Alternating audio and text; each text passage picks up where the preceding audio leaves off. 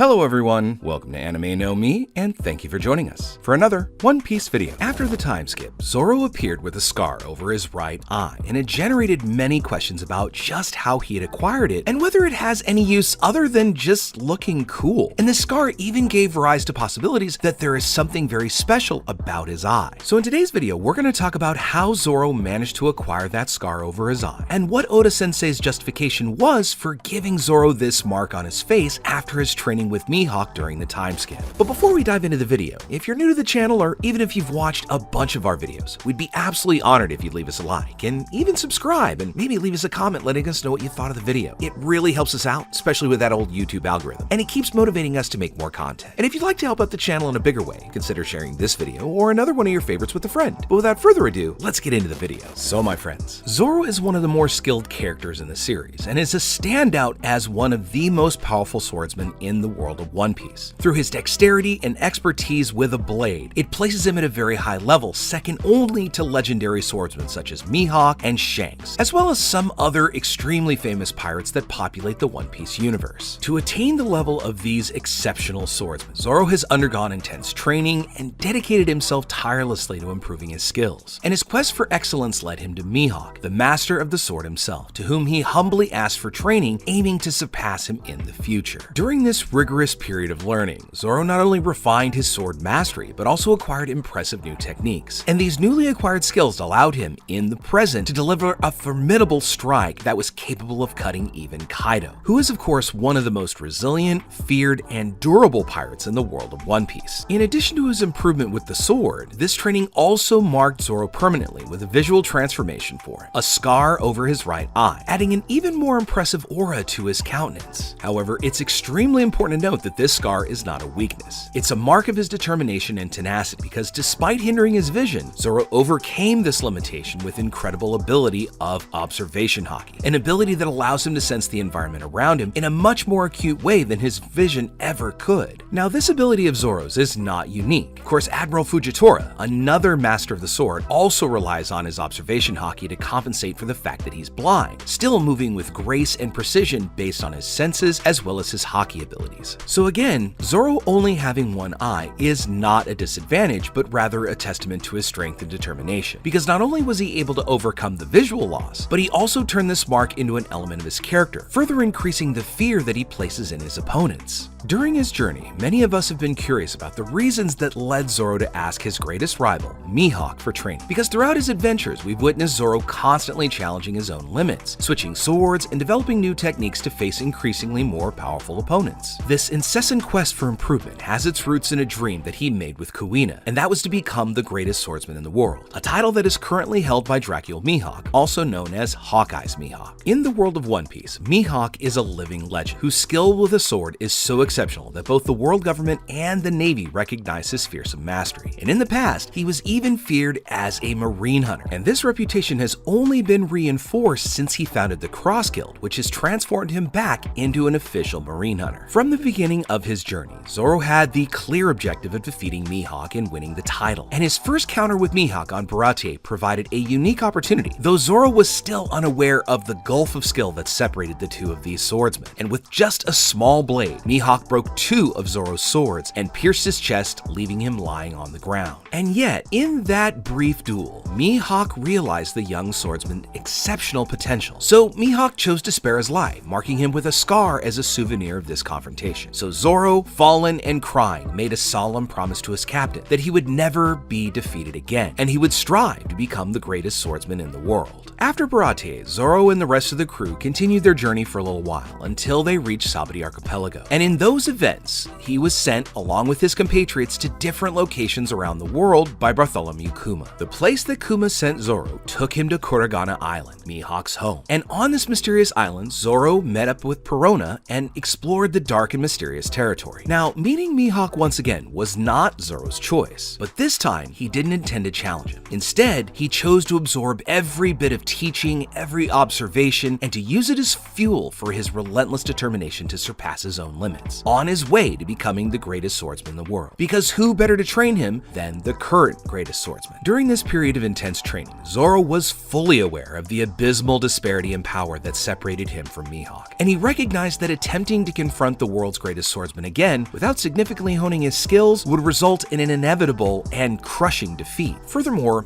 Zoro had been deeply shaken by not being able to help his crew defeat figures as formidable as Admiral Kizaru or even Kuma himself, who had sent him to this island through his devil fruit power. So Zoro swallowed his pride and asked Mihawk to train him. The greatest swordsman in the world thus accepted Zoro's request, but did not receive the young man with false expectations. He made it very clear from the start that the training would be incredibly challenging. However, Zoro longed for it, and he wished to become stronger no matter the cost. Over the next 2 years, Zoro subjected himself to a brutal training regimen under Mihawk's stern guidance, and he went through many different hardships, learning to hone his sword techniques in combat, as well as mastering the essential foundations of Haki. During this period of time, Zoro was introduced to the complex worlds of observation Haki as well as armament Haki, and these techniques not only expanded his capabilities as a swordsman, but also enabled him to face Logia users, including challenges as imposing as Kizaru. This training that Mihawk imposed on Zoro was incredibly arduous, and the Master Swordsman pushed Zoro to his limits again and again and again, forcing him to become tougher, faster, stronger, and there were times where Zoro was on the brink of death, completely exhausted. However, giving up was not an option for this young swordsman. Early on in his training, Zoro faced a series of smaller apes skilled with swords, each posing a unique challenge, and these confrontations required a supernatural effort from him to overcome his opponents. As Zoro progressed even further in his training, Mihawk introduced larger apes into the training sessions, and these ones were incredibly experienced in the art of the sword, possessing a smaller replica of the famous Yoru, Mihawk's own sword. And despite its lack of strength and sharpness compared to the original, this sword still proved to be a formidable opponent for Zoro. Once Zoro had honed his sword skills and mastered the use of Haki, he then began training directly with Mihawk, and in the fights that followed, Mihawk was skilled enough to wound Zoro multiple times, inflicting minor cuts and bruises over the 2 years. However, during a particularly intense moment of his training, Mihawk, whether on purpose or by accident, cut out one of Zoro's eyes. But that didn't stop our favorite mossy-haired swordsman. Zoro, now scarred and deprived of vision in one eye, continued his training with unwavering determination. Every wound and every mark became a testament to his tireless dedication to becoming the greatest swordsman in the world, even if it meant sacrificing a part of his own vision. In fact, the lack of vision in one of his eyes ended up becoming an essential thing in Zoro's evolution as a swordsman, because under Mihawk's guidance, he learned to adapt to this new condition, transforming a supposed limitation into a strategic advantage. With the loss of vision in one eye, Zoro was forced to refine his remaining senses, but most especially his observation Haki, which broadened his perception of his surroundings. And not only did he become more attentive to his opponent's movements, but he also developed a remarkable ability to anticipate attacks and reactions. So Zoro's eye scar is far from a weakness, and it's rather become a symbol of his determination and resilience. He learned to trust his instincts and enhanced abilities to overcome any disadvantage that the loss of vision might have caused. And now, this sharp and perceptive eye has become a vital tool in his arsenal, allowing him to discern crucial details during battle. And again, the scar is not just a physical one, it's a visible representation of all of the hard training he endured over his 2 years training with Mihawk. And it's become a constant reminder of his journey, serving as a testament to the price he has been willing to pay to become even stronger. There's also been an added benefit to this scar as well, because it's had a significant impact on Zoro's presence. It gave his face a more intimidating and intriguing aura, and Zoro's image, now marked with this scar, evokes respect and at the same time, a certain amount of fear. Thus, this scar not only created a strong reminder of Zoro's efforts as a swordsman, but also deepened his complexity as a character, and has become a part of his identity, a visual symbol of his unwavering commitment to achieving greatness and becoming the greatest swordsman in the world. But with all that said, my friends, we'd now love to know what you think about it. First off, do you think that Zoro's change in appearance is merely what Oda-sensei has claimed? It's just a way to make him look cooler? Or do you think there's still a secret? Because